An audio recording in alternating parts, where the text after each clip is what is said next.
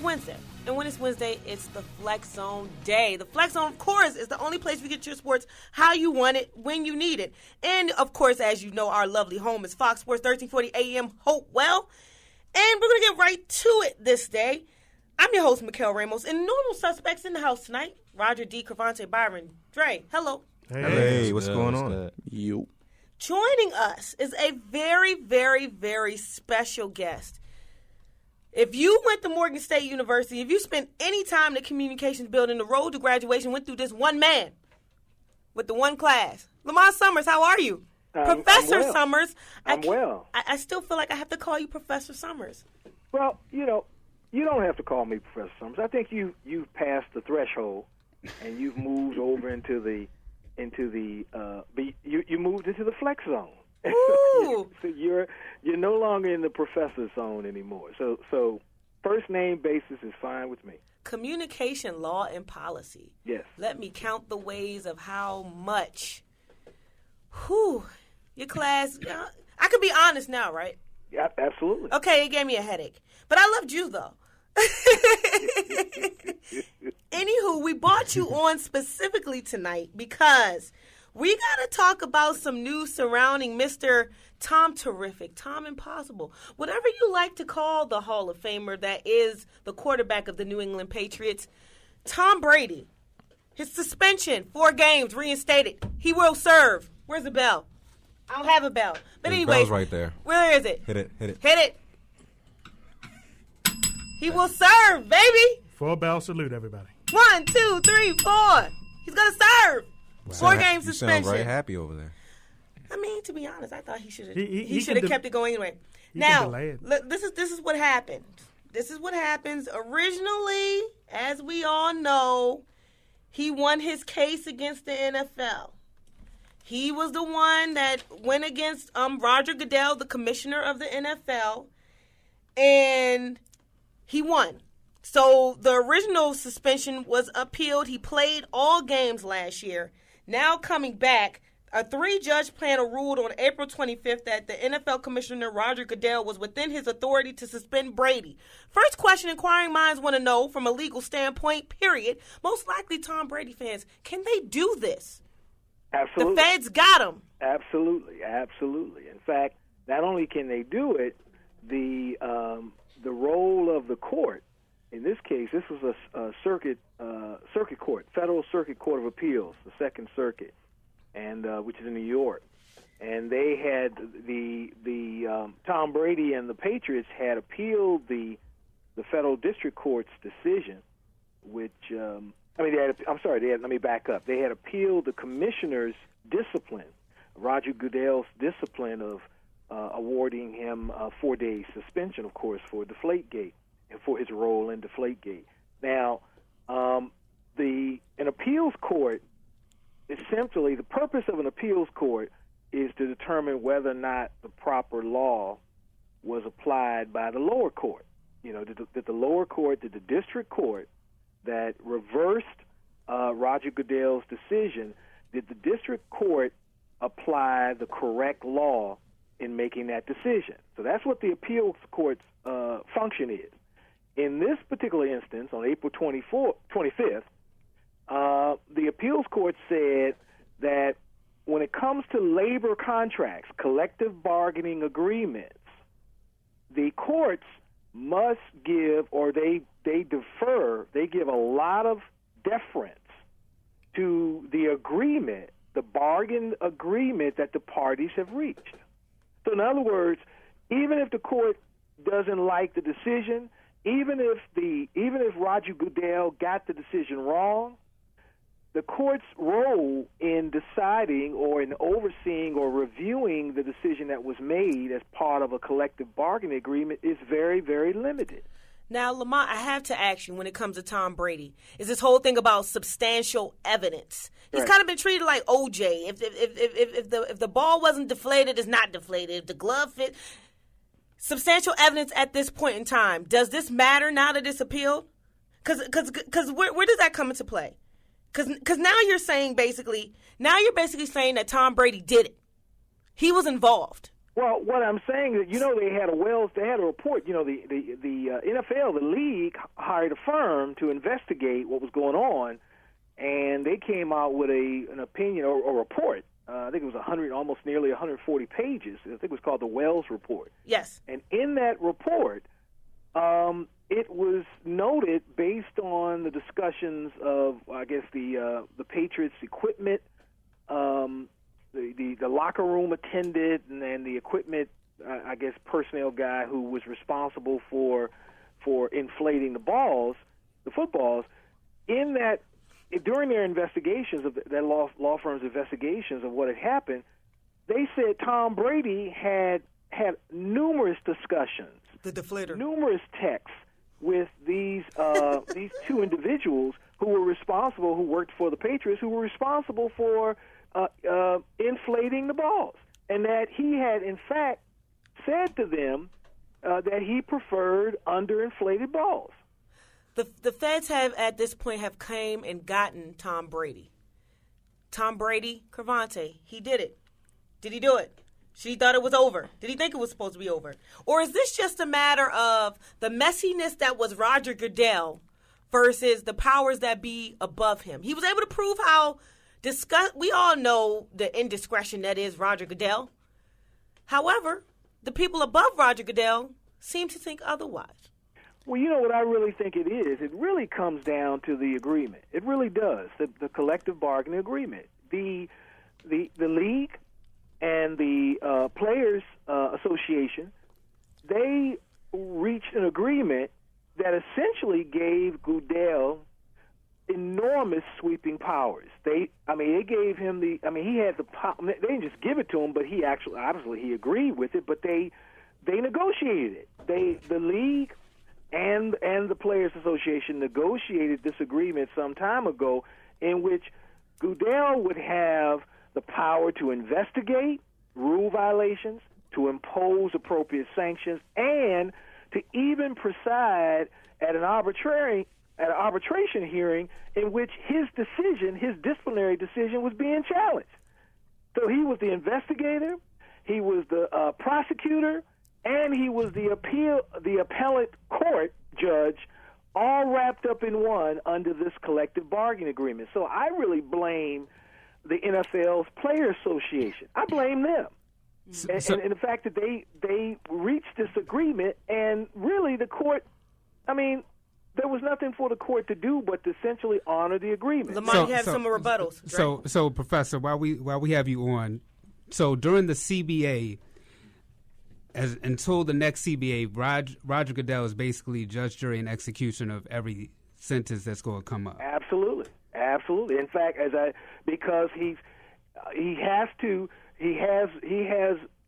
very wide discretion under this agreement.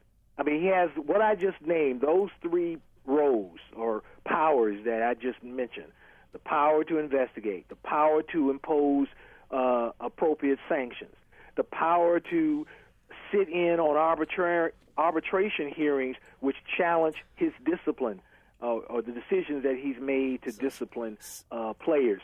That's in the agreement. So basically, what you're saying, the guy that they tried to take the power out of, they just gave it back to him simultaneously, in a sense. Well, the district. You mean the district court? Well, no. But what you're basically saying that, and prior to this, they had been trying to take the power out of his hands. Yes. So basically, making him a liaison to everything that he did before. If we're going to revisit this, if it's going above him, they kind of gave him back power again to revisit these things. Yes. Absolutely. What the heck is going on? Absolutely.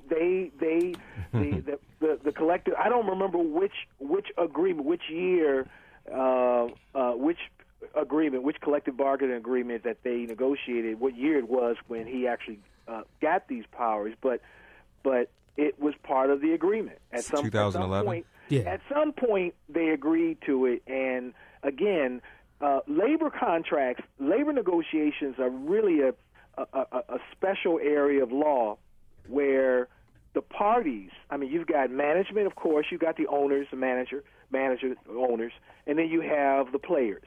And the players are, the whole reason why you have collective bargaining agreements is so that players will use their collective will and the strength in numbers to be able to represent the players in a way that they're going to get the kind of protections, the kind of benefits that they feel that they're entitled to, whereas the owners want to give up very little, and they want to maximize their profits, and they want to exercise greater control over running the organization. Okay, now let me get to the guys, because this is a collective bargaining agreement here, and I think we collectively are done talking about Tom Brady for the whole summer, for the whole during the year. Even the NFL said whatever 14-day extension that Tom Brady is asking for to review this whole thing over again, we don't want to do this anymore. We're sick of it. As they quote, they say there is no need, because they're sick of it too. Guys, we're sick of it, right? Right. Serve the 4 games. Don't serve the 4 games. Figure it out, right? Cravante, you're first, because you and Byron. He shouldn't have to serve the 4 games, but that's just me. Of course you'd say that. I mean, he is your number one guy. Anyways, Cravante. It is now balanced, just like the scales of law. It is now balanced. He was supposed to serve these 4 games last year. Look at you paying attention in class. And somehow he got not somehow he got off. We all saw how he got off. And now you're about to pay the piper. It's time to pay. He was able to show how messy Roger Goodell was. Now, I do have one last question for the professor. What was the point of going to court? I think, well, they went, well, of course, in all collective bargaining agreements, there is a right to seek a judicial review if either party is dissatisfied with the decision of the arbitrator. Who's the biggest winner or loser? Tom Brady, because or is it the NFL? Who's the loser? Who's the winner? I think clearly, in my opinion, the NFL is the biggest winner, and the Players Association and and Tom Brady are going to be the biggest loser. In fact, long before Tom Brady hangs up his cleats, unless if this language that's in the current collective bargaining agreement remains, the players are going to be the biggest losers. Well, that concludes Tom Brady here, and I'm pretty sure we're eventually going to start talking about legacy again. But 1, 2, 3, 4. He gone. Serve him, baby. Thanks, Professor Summers. I know you told me to call you Lamont, but I can't do it. Thank you, Professor Summers, for your knowledge, and it's always great to see you as I walk in this building. I only know the professors now, but it's always good to see you, and we hope to have you on again. Maybe some X's and O's. You got to have some real talk besides the legal talk. Have you on. I know a little bit. Excuse me. I've heard you in other venues, and I'm really impressed. So you do a good job, and keep up the good work, and I'm real proud of you, and I'm not, I can do a little bit, but I don't think I can. I don't think I can compete with the likes of you all. I think you all got me beat on the X and O's. Oh, well, it's always good to see you, Morgan. Stand up, baby. Go Bears. Go Bears. On the other, and we're gonna end on this other side of the break.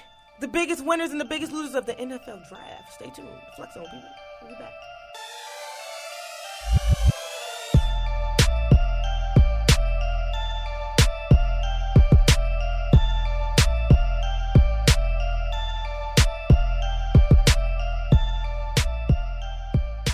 And we're back. I promise you some NFL draft talk. We got to talk about the biggest winners and losers of this whole thing. But first, before I do that, what I got to do, D? We got to go to the Twitter poll. And that's exactly what I'm going to do. Who won the 2016 NFL draft? In your opinion, who did the best? Was it the Baltimore Ravens? Was it the Washington Redskins? Was it the Jacksonville Jaguars? Or was it the team that happens to be the Dallas Cowboys? Again, who was the biggest winner in this 2016 NFL draft? The Baltimore Ravens, Washington Redskins, Jacksonville Jaguars, Dallas Cowboys. Okay, you guys are not going to answer that question. I'm going to leave that to the people. However, your biggest winners and losers, please don't all talk at once. All right, let's start off with our home team here, the Baltimore Ravens. I get the Ravens a C+, barely, because they had a better 4th round. Obviously, with 5 picks, you should have a great 4th round. Safe. But I think the Ravens didn't draft a lot for what they need now. They drafted like more. They was 11-5 team, not a team that was 5-11, was decimated by injuries, and they drafted a lot of guys that were safe picks. And they got a B+. Yeah, most people gave him a B+. I don't agree with it. Ronnie Stanley. Decent pick. Decent. Thought it was a decent pick. Dang, decent, that's all? Yeah. Yeah, it's decent. I thought it was a decent pick. I'm not saying he's not going to be much, but it might take him a year or so to get things going. Second round pick, oh God, that's where everybody was upset at. Developmental. Mainly because you had Miles Jack there, you had Noah Spence, Cypress Jones, and you traded down and got a guy that's pretty much undersized. Some people say he got small arms, and he's pretty much going to be a developmental pick for the next couple of years. Let's not forget Matt McKenzie and Tyler Boyd was also in the second round. You know? And Reggie Wagner. I just feel the Ravens over the A'Shawn Robinson. last 5 years, you hear them talk about trading down and getting value for the pick. Well, the value for a lot of their picks haven't been good. We can go through guys like Sergio Kendall, Terrence Cody, Bernard Pierce, Jai Reed, Terrence Doss, John Simon, Arthur Brown, Matt Elam. These are guys that they traded down for a lot and that haven't really done much and left the Stephon Diggses of the world, Antonio Browns, Carlos Dunlap, the Lamar Houstons over the years, guys that the Ravens could have had, and I think they get a reputation for having a good draft. In reality, they haven't over the last 5 years. So, in Ozzie, we trust still, correct? I trust Ozzie, but not the people that's behind him, mainly Harbaugh and DeCosta. DeCosta. And you could tell Ozzie's hand wasn't on this draft. So, what do we, if this is any implications? They'll be in third If place they get a again. B+, what season rate do they get? They'll be in third place again. They look like a 7-1 team right now. 8-8. 8-8. 5-11 again. I say 8-8 because Joe will be back. But to teams that actually did well, I think we should move on. We're gonna move. Speaking of very teams that go, depressing. Like speaking of teams Jacksonville. that went well, I got to move down 95 South. Cravante. Get a Redskins credit, yeah. Smile, baby. Smile for the camera. Outside of Look, that- look, Before you go though, USA Today they give y'all a C, but you go ahead and elaborate. Hey, you don't It rain on his doesn't parade. matter what USA Today has Tell to us say. why it's not a C. You don't rain on his Welcome, parade. Kendall Fuller. I love you, my friend. Listen, Scott, Scott. in Scott McCloughan. Scott, we trust. All right, That's more appropriate. He is doing what he's been doing his whole GM career. He's not drafted for need. He is drafted for tough players, competitiveness, and guys who he can breed and make them Redskins. Let's move back, shall we?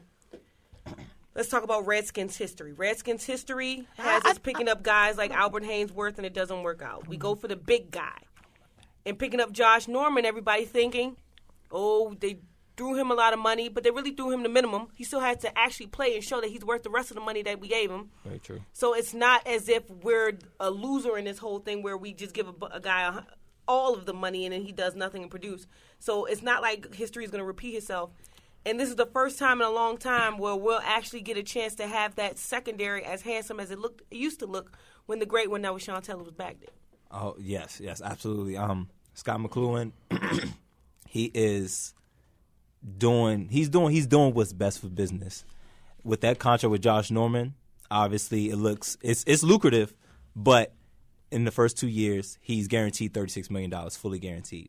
If he makes it to year 3, that's when $50 million will become guaranteed. I like the way he crunched those numbers, so it's not a top heavy, you know what I'm saying, contract.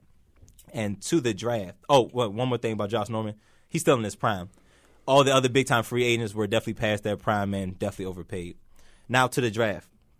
I think we got the best receiver in the draft in Josh Doxson. The only knock against him is that he's 24, and by the time his second contract comes around, he'll be close to 30, and 30 is not a good number to be at as an NFL player, and no matter what position you're playing.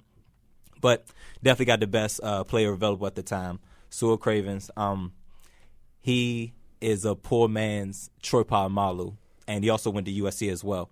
Linebacker, safety. He has the size of a safety, but kind of like the thumper ability as a linebacker. Ability to run. Really Can good. really run the field very Yes, well. sideline to sideline. And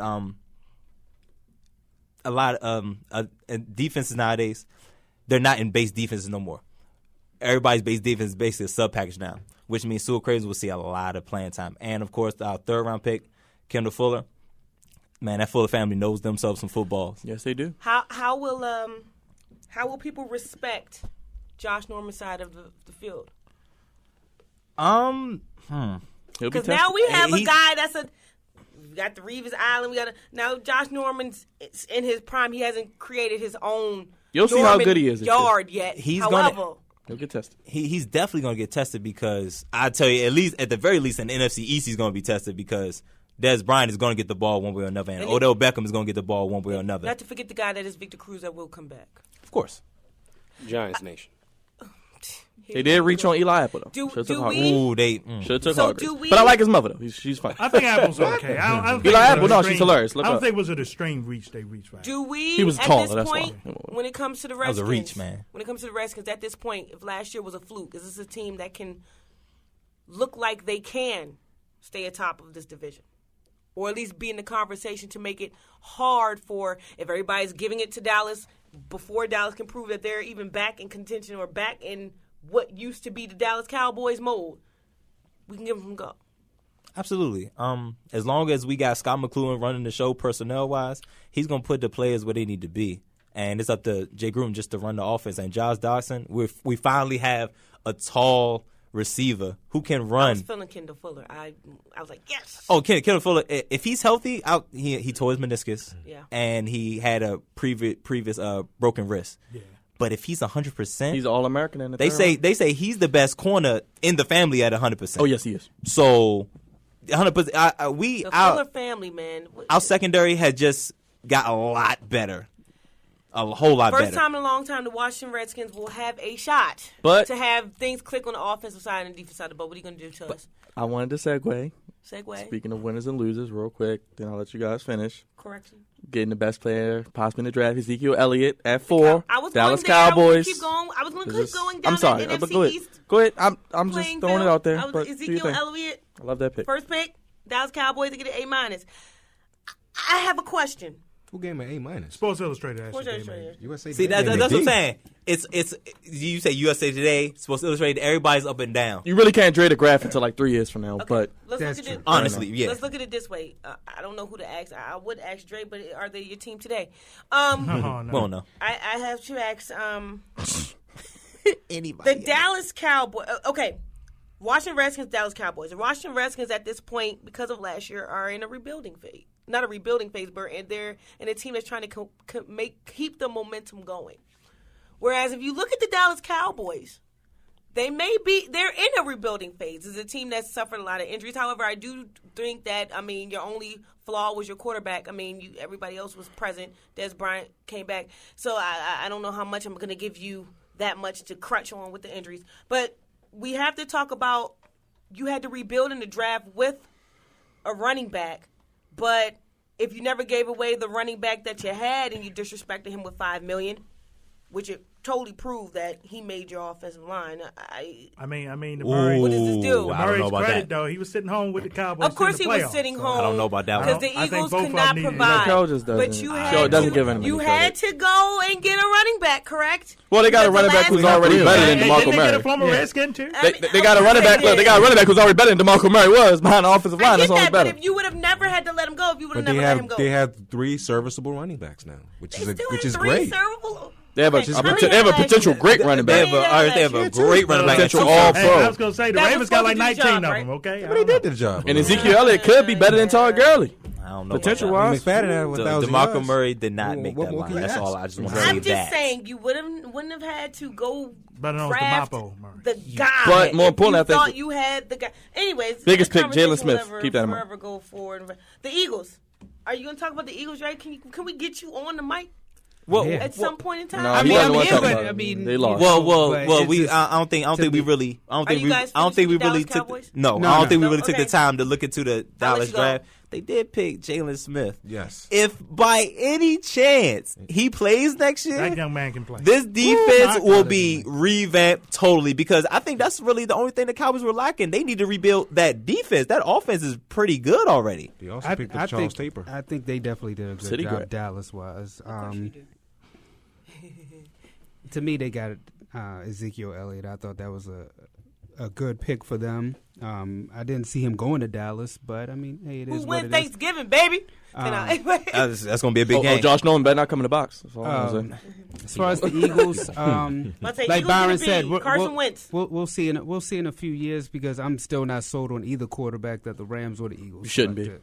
Final go round of this whole winners and losers things. Any questions, comments, concerns? What were you thinking? Why didn't you? Oh my God! Any point you was at the TV like, oh my God. Oh yeah, Friday, when the Ravens traded down twice. I'm like, Jesus Miss Miles Christ. Jack, Miss Noah Spence. I was like, you got to be kidding me. They just wasn't going to pick Miles Jack. I was just convinced they just wasn't going to pick him. And I told y'all they should get him and he would be there. But nevertheless, shout out to Chicago, host city of the draft. Getting my boy Cuddy some help on the defensive side of the ball. Love you some Bears are going to be competitive this year. Doing a good job. Vikings as well. The Vikings Vikings as well. Getting Treadwell and Mackenzie Alexander, who could be the best corner in the draft. The Vikings and the drivers. And as well, before we go off, let's talk about the team that won the Super Bowl last year, the Broncos. Got a quarterback. Got a quarterback, but it's going to take them some time. But the quarterback with potentially the most upside of all of them. Very true. Similar to Brock Osweiler. Size, strength, can move. Only threw 4 interceptions last year. But he's a project. So. That's why they got Sanchez. Man, all the quarterbacks that was taken in the first round are projects. But they didn't take them 1 or 2 and trade up their whole life. Right. And they still have the dominant defense. Which is why the Eagles probably got the lowest grade out of everybody. And if he can play half of what Peyton did last year, I don't think the Rams did that well, man. All right, what do you think about Hackenberg? Wrap it up. We'll see. Okay. Oh, sorry. I don't like the Saints. Saints also didn't do well either. Only 5 picks. Shout out to Bill O'Brien. Doing his best, Bill Belichick, getting Osweiler some weapons, getting Will Fuller and Braxton Miller. Carolina, other team. Took a lot of L's. Jackson. Not good. Jaguars. Carolina did not do a good job. No. They only have 5 picks. They weren't able to make them picks mean anything. I think they'll be okay this year, but years to come, they might be in some trouble. Poor Cam. Poor Cam. No wide And receiver either. that's the NFL, baby. We will return to this subject.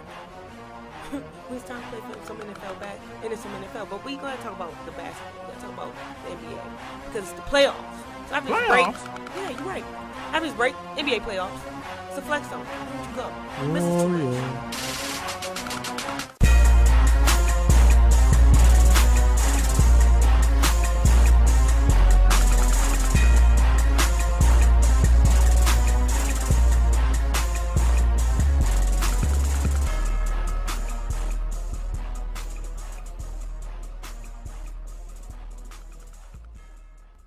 Fox Sports 1340 AM listeners, we present to you now Caravante's Fun Facts, sponsored by the Amazon link at the top of Fox Sports 1340 AM.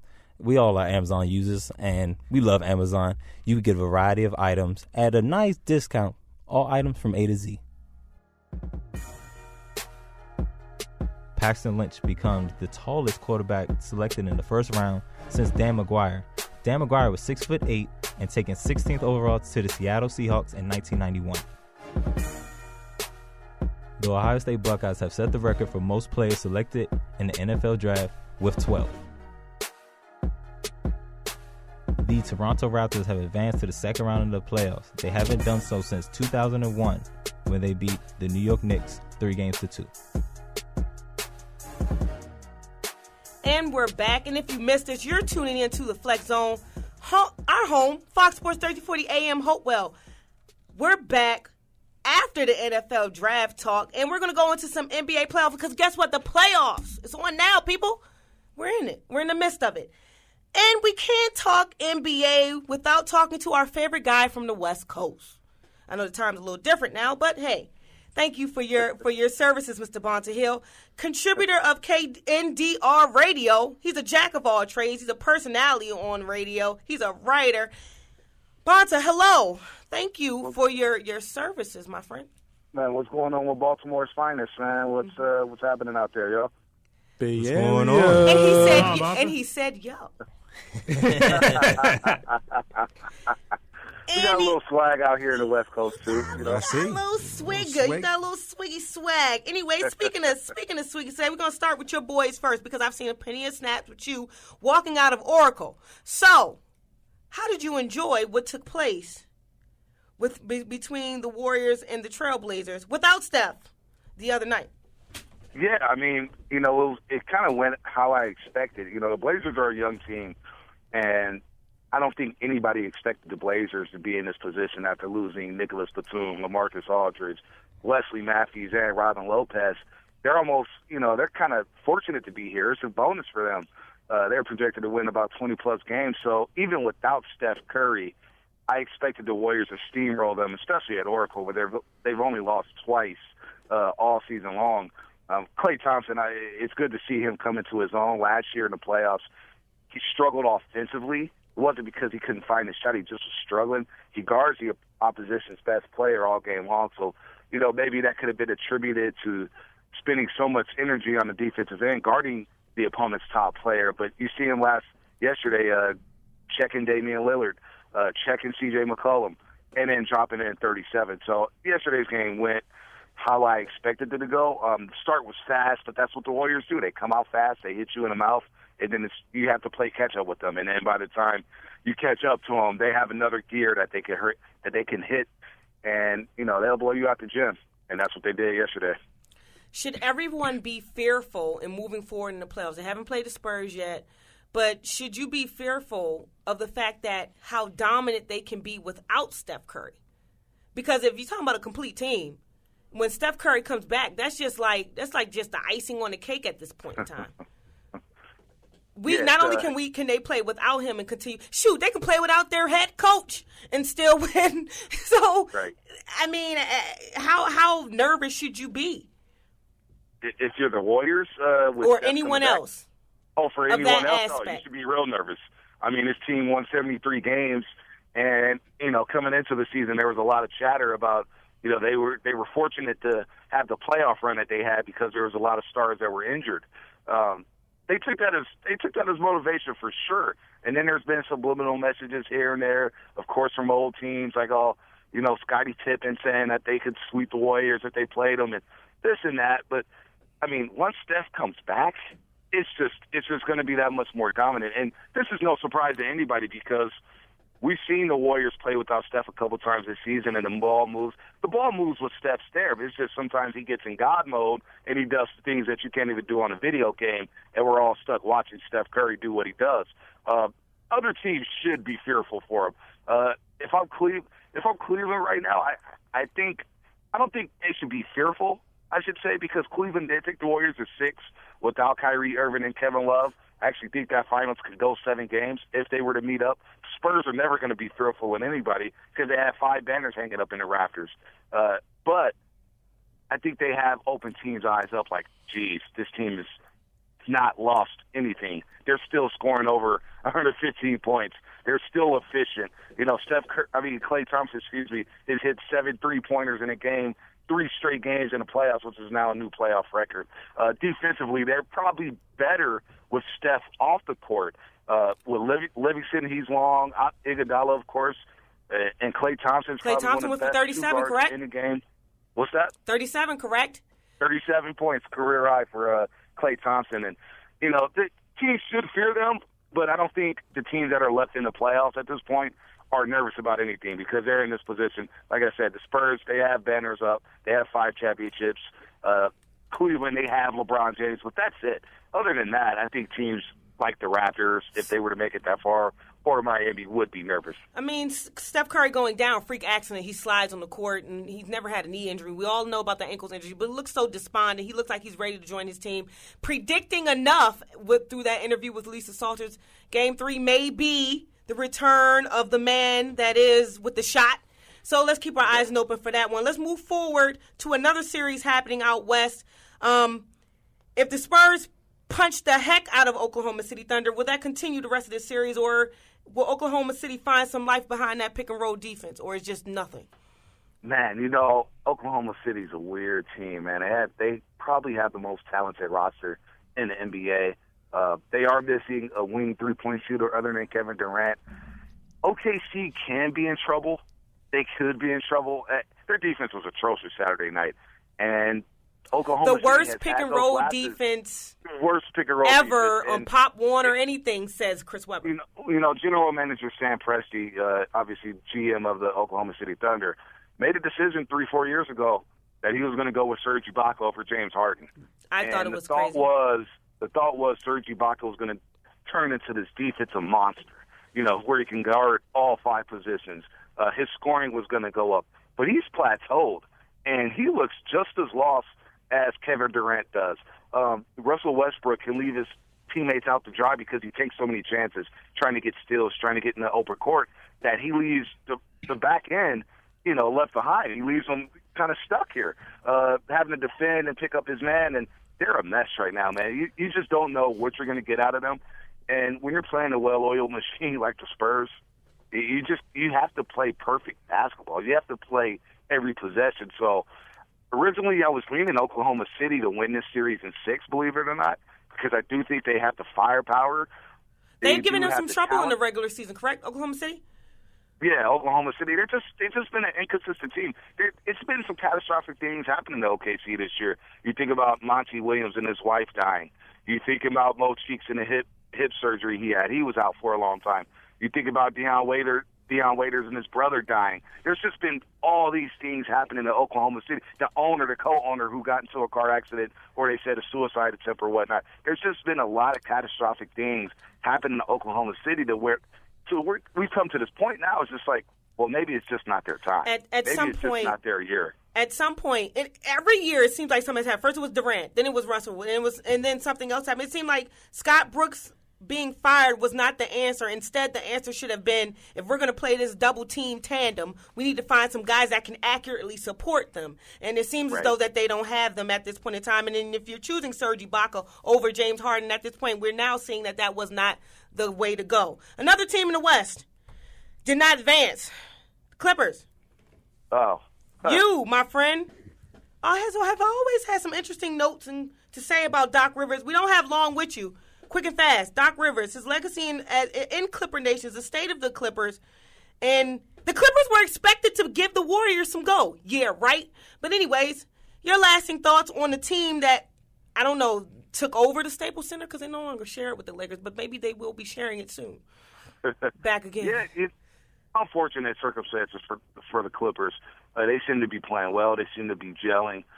And just to lose Chris Paul and Blake Griffin in the same game, look, we're not talking about Portland because that series would have been over in 6 games maybe. And I was intrigued as just a basketball fan to see the Clippers play the Warriors without Steph Curry, because then we would have witnessed a desperate Warriors team really trying to hold on to the trophy, to the Larry O'Brien trophy and their championship. And you have a Clippers team where their window is closing with the big 3. And this was a perfect opportunity to say to their rivals up north, like, look, we're going to bounce you without your MVP. It would have forced the Warriors to possibly try to rush Curry back into the series. And we all lose with this. We all lose when Chris Paul gets injured. We all lose when Steph Curry gets injured. We all lose when Derrick Rose was injured in the playoffs a few years ago. We all lose when we get these injuries with our stars at this time of season, because we all wait for the playoffs. We wait for the playoffs to see these superstars shine on the big stage, and to see Chris Paul break his hand on really a fluke play, to see Blake Griffin re-aggravate his quad injury, it sucks. So, you got to look at the Clippers season as an incomplete because of the situation with Blake Griffin punching out the equipment manager for what reason, I don't know. At a chicken they play joint. With heart. I know I'm hard on Doc Rivers.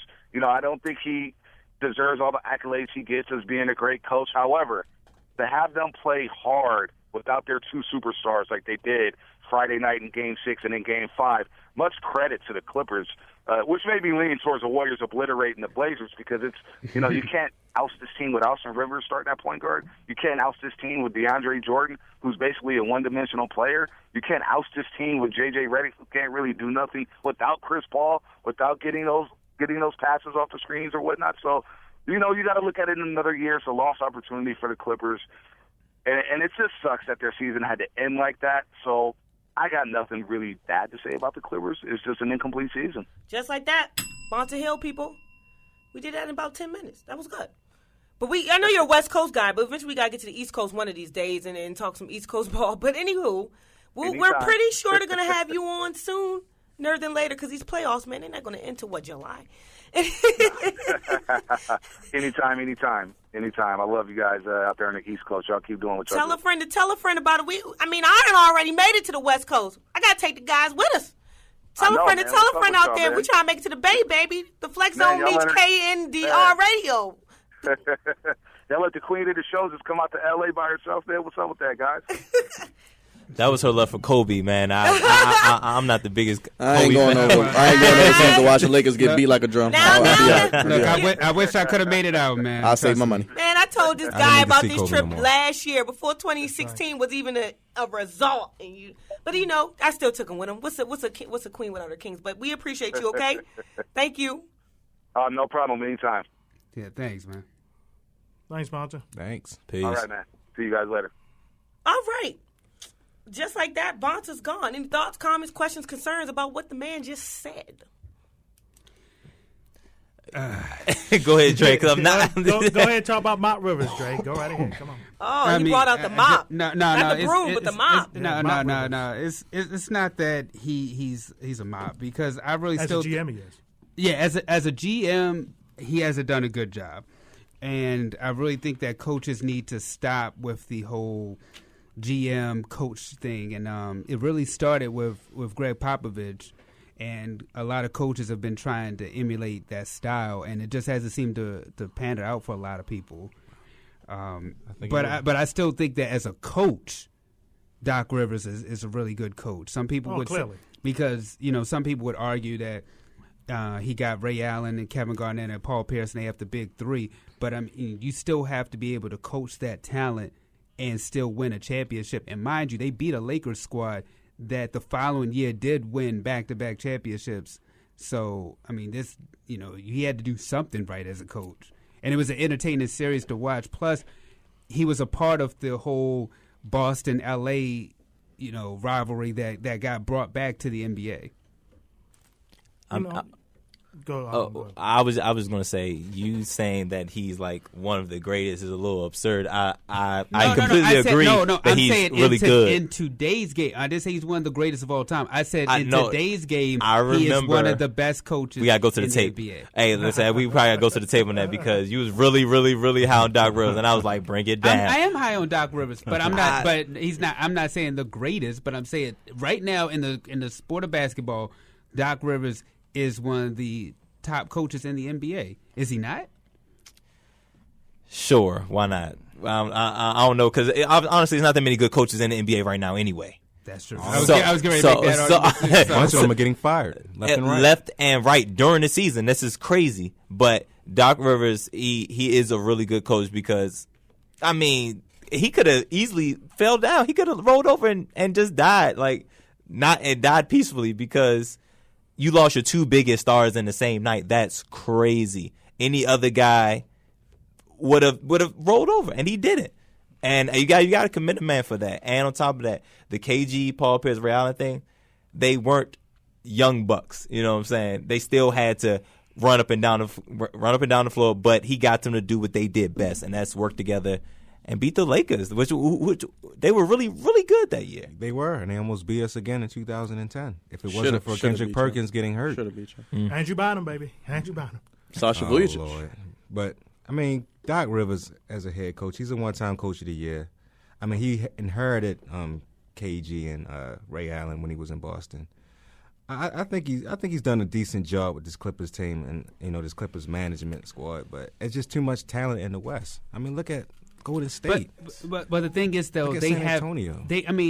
For the Clippers to have all that talent and to have Doc Rivers, they have really underachieved. A lot of us thought that they at least would be in the finals. I don't know about all that. No, because think about who they have on their squad, the coach that they have, and the fact that we talk about Showtime being back in L.A., but it's with the Clippers, not with the Los Angeles Lakers. Because a lot of us were like, okay, it's still a Lakers town, but people are now actually tuning in and watching Clippers games. Now I'm going to say this. Now I'm over this facade of them having all this talent because and when you really look at this team, they're not really that talented as we were thinking when this team first got together.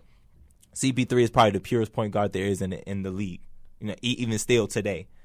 But Blake Griffin is too soft for me, man. He's just not it. He's not the guy. Hey, well, wait. Some would say that he's evolved. Evolved? Yeah, as a Before shooter. injury, I agree. As a shooter, but he still gets. Wait. You are joining us, right? That's right. Yes. I'm about to say, I hear a voice from within. Someone thought it was a And ghost. from another outside. voice on What there. was it? God? Ghost Anyways, of Kobe passed. I'm saying Hey, We hey. just got Terrell, Kobe. Terrell, our great intern, who is also an NBA guy. Now, let me wait. Miami Heat, baby. I have to right. see you. That's why I know. Can you for take now. this contraption away? Anyways, hello, welcome to the show. Thank you. Not just the man crunching the numbers. He helped me with my notes today. That was lovely. That was a first. What? Oh, wow, he helped you with notes. That- Wow. You let him- We're you allowed let to him- do that? I You let him do somebody- that? Right. Deep research. Gosh, you are a cool guy. Big board went way And up. they say Terrell, they say she let miracles you do can that, happen. Terrell? Yeah, man. What do you Did mean, it all in lad? about 5 minutes. It's not that hard. Oh, wow. It wasn't that hard. wow. He really. I mean, Hey, look, I'm 5 minutes not- today, an hour tomorrow. I'm not going to say that. Don't be too good at it. I know, mine. man. I might get a little comfortable. Sit back and relax, just show up and do the show. so T with my notes. Oh, my. Oh, man. We're moving up in the Oh, world. man. Hit you with the Martin. Be gone. But to Caronte's point, Mike, quick, the Clippers got a lot of names, but it's not a lot of substance. And Status that's true. quo. Well, what Status about, quo. I mean, Too much okay, of it. okay. If we really break this team down, none of us are going to ever say DeAndre Jordan belongs in the great categories. geez. Absolutely not. No. I mean, he had an episode. What was he going for? Taking two. Well, only last thing he's year? known for now, dressing up as a woman. We were robbed. Oh, in his latest role in Taken Two this last off season, as he did not know where he wanted to play. But I mean, hey, Oh, no, if he would have went to Dallas, it would have been even worse. Oh, Yeah, man. seriously. all the veterans they got there. No, all the lack of talent. Non-factor there. I know Austin Rivers is on this team. You got Paul Pierce. He's on only this on the team because that's his son.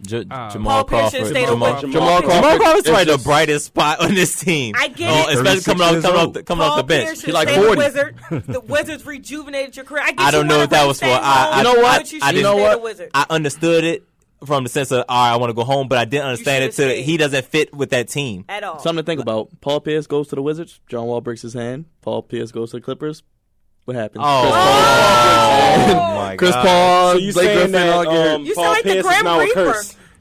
Hey, all I'm saying is, JJ Redick is on this team. He's the hand JJ curse. You but sound like- JJ Redick is not Klay Thompson. He can't go for 37 minutes. He has to get somebody to give him the ball. Jeff Green is on this team. Jeff Green is the most Wait, underachieving what's player the in the point? league. Guys, you're just proving my point. This team is not as I good haven't- as it I haven't heard looks. Jeff- We're Wait, giving I the haven't- Clippers too much time, but I they haven't need to heard shake it up. so I much haven't heard- talent and I no haven't heard success. Jeff Green since what, Boston? That's so, right. So are you saying that they need to blow this team They need to up? blow Yeah. it. Absolutely. And They're I not think a team. it has to start They're between not a team. They're a CP3 and bunch of Blake Griffin. individuals. Somebody has to go. Hey, quick question. Similar to Houston. Quick question. Okay, that's good you say that because some would say CP3 is a tad bit overrated as pure of the greatest point guard as he is, because in this state the Clippers have had this one, that one. They've added status quo. Nothing has happened. Yet Paul Pierce Chris Paul, is he suffering on this team, or Absolutely. is it time I for him believe to so. finally realize maybe I ain't that good to make everybody that good around?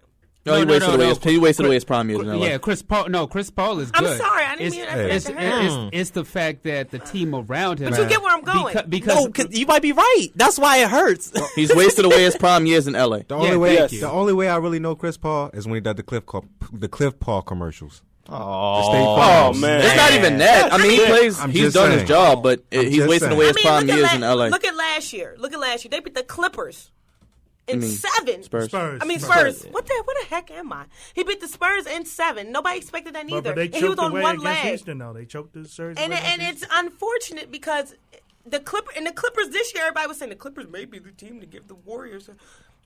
I believe they were.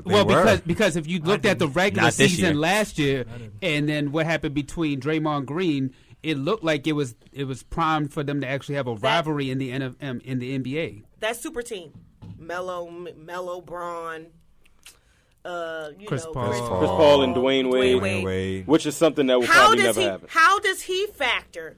We talk about Carmelo all the time, but how does he factor in his They might as well ship him to New York to let him play with Melo. How does he factor in his Yeah, everybody want to do the team friendly team up thing. They should try it. and fail. And fail as well, remember all these guys are past their Remember, prime. it was Carmelo Anthony that was supposed to originally join the Heat in Right. 2010, not Chris Bosh. And also remember that Of course Chris, you know that. Chris Of Paul. course. That's right. That's right. At Melo's wedding, Chris Paul was the one who said maybe we should team up. At his wedding. You see this? I just don't get it, man. So they're gonna become Chris the Paul, Megazord. Chris Power depleting Rangers. superstar that can't make yeah. a team, or is it time for him to go somewhere else to rejuvenate? No, his prime is was it's almost gone. a Laker. It's almost gone. It's nowhere to rejuvenate. Unfortunately, he's going to end his career probably like Melo without a ring. I think they should I don't surround see him that. more with I some don't see it. shooters. So if they I keep think he him, will get a ring. Who? Chris Not as Paul. long as Steph Curry in the league. Chris Or Paul. LeBron. He probably What's will. one team? Probably not in the Western Try- Conference. No. You can't see it right now, but I believe he'll be So going in the he'll Cavaliers. get a ring like Gary Payton? Yes. D something Ouch. simmering. To that extent. He yes. needs to be surrounded be by on more than somebody's one bench. scorer. Blake Griffin won't be enough. Hold on, D something simmering. He's going to be on somebody's bench probably coming off. He probably get a ring like that, but LeBron and him might get together. I don't want to see it. If he stays on one team, if he stays with the Clippers, everybody who He do ain't they getting nothing. who do He they ain't getting who do they deplete though? If they throw everybody out the window and say I'm through, it's over, it's done with, who do you even bring in?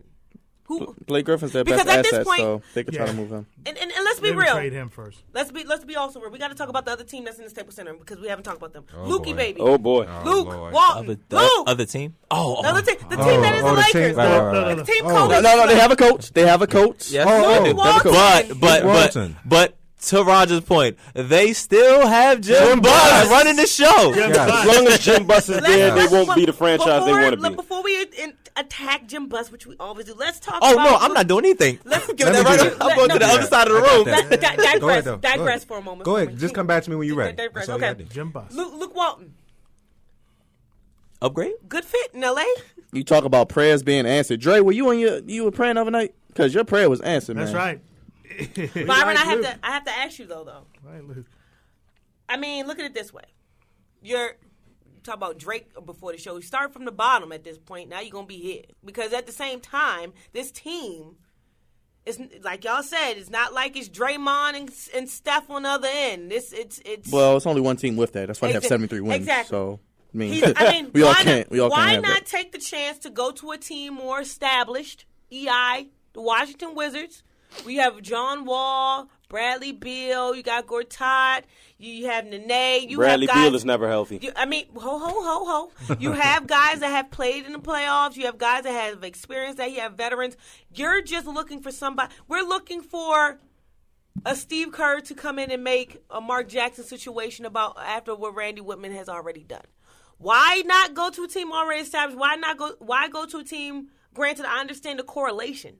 It is the Lakers, and it's the team that you've been successful in. But why not go to a team more established versus building your way from the bottom up?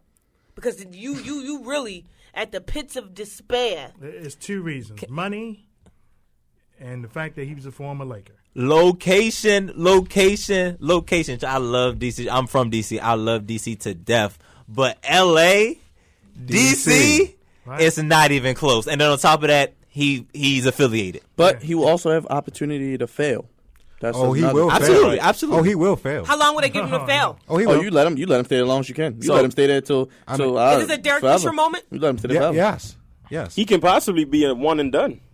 Ouch. I ain't gonna say one I and done. don't think so because they didn't have too many coaches change over. No, they gotta let him stay. Let him develop let with this him young. But he players. will be an upgrade, though. He will be an upgrade. How long will it take for them to be successful? How long will it take to see an actual turnaround? Okay, Not within the first 2 years, correct? check this out. Will he go from? Will they go from? Will he be Anything better coach of than the year 17 next wins? year? No. Look, the last 3 years, 27, 21, 17. 17. Well, if he get anything over 27, he might as well win coach. He's going to win at least Yeah. 30-something games this year. He's going to at least win 30-something Without games. Kobe, they'll be better worker-wise. But for him to have success, this is where you come back to me. Jim Buss has to go. Has to go. What kind He of has to go. Okay, if he knows Jim Buss and he can go in there and talk to him, and what kind of clientele does he take? Does he go out and say, "This is what I want to build my team"? Will they come there, though? But the question is That's not the players. It's about the coaches that are surround Luke Walton. A great coach is only as great as the people around him. You have to be willing. A young coach doesn't know everything. He has to get coaches in that know more than him that can help him develop. But he will. You have a good staff. Byron, you're a big person of young teams. I mean, look what happened in Boston. Exactly. If the Lakers can keep that top 3 pick and recruit not necessarily a star. But a decent free agent. Russell Westbrook in 2 years. A decent free agent. They'll be much improved. Some people are saying Kevin Durant next year. Kevin Durant ain't coming. No. Will he? Neither one of them is coming. As for next season, who do you guys think will be the Lakers star for this coming season? Clausen. Clearly. I think it's a by committee. They got to play together. They got to go together. They got to go together. I would say D'Angelo Russell. Russell has to build trust. For his sake, again. it should be. I think it's Russell. Yeah. I will ask this: Will he call on any other Laker greats for assistance? Magic Johnson already came forward. Derek Fisher, still didn't work in New York, but he still is a basketball mind, and we still don't know what Kobe is going to do after retirement. And I'm pretty sure he wants to stay close to what the Lakers.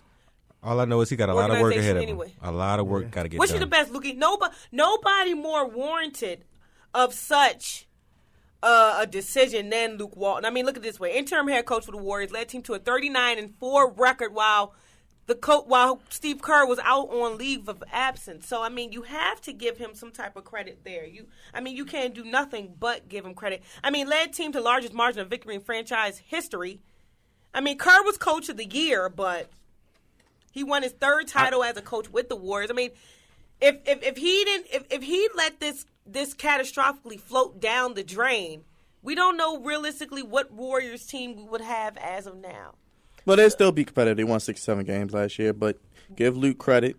This team, wherever he goes, besides Thibodeau, he was probably the 2nd most touted coach out there available. So the Lakers get a top-tier coach.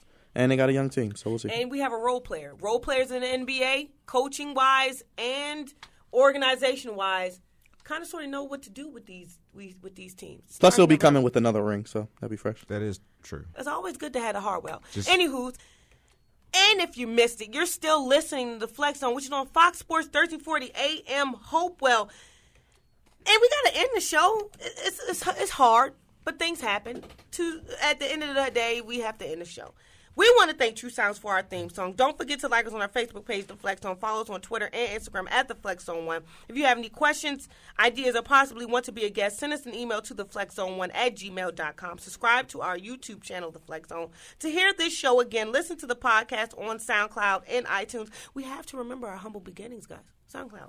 Anywho, tonight's show is executively produced by Andre Melton. Our senior producer is Crevante Hurd, and our associate producer is me, Mikhail Ramos. Our social media team is Milton, Rochelle, Sophia, Ty, all of our interns. We love you very much. Ty, thank you for being on tonight. We hope that everything works, and you might want to be on a little bit more, but you gotta earn your reps, bro. Got you.